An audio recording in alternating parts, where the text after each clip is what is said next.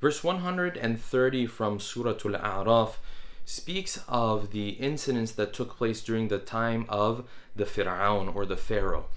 And these are incidents, of course, when the Quran speaks about the Pharaoh, usually speaking of him in terms of him receiving punishment. And this is the way we normally understand the verses of the Quran.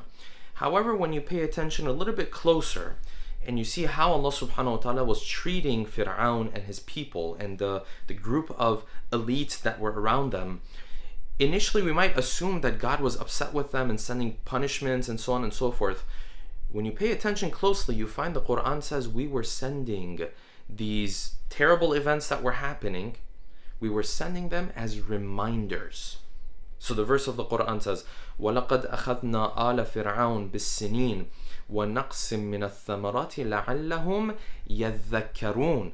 We sent the difficult situations that we sent to Pharaoh, as the other verses of the Quran speak about multiple things. Yes, the frogs came and the lice came and so on and so forth.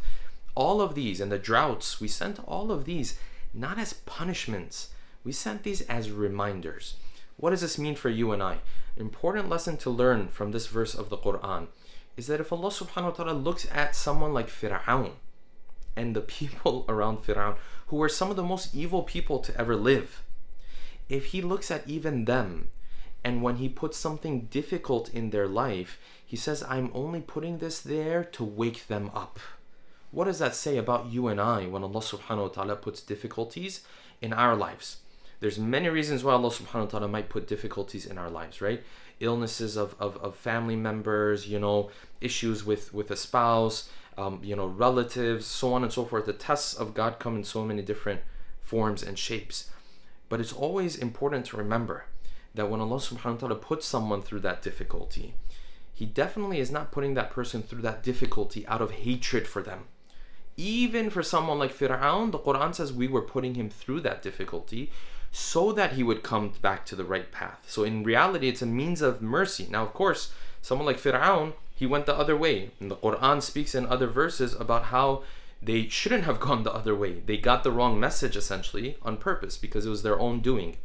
But it's a reminder for you and I that if God is this merciful and this kind to some of His most evil servants, then you can only imagine how merciful Allah subhanahu wa ta'ala will be to you and I, who we may not be the best of people. We're definitely not as bad as Pharaoh. We're definitely not as bad as the people around Pharaoh. When God puts us through difficulties, remember that this is only either to bring us back to the right path, that might sometimes be the case, or it is to elevate our status, right? Elevate our ranks.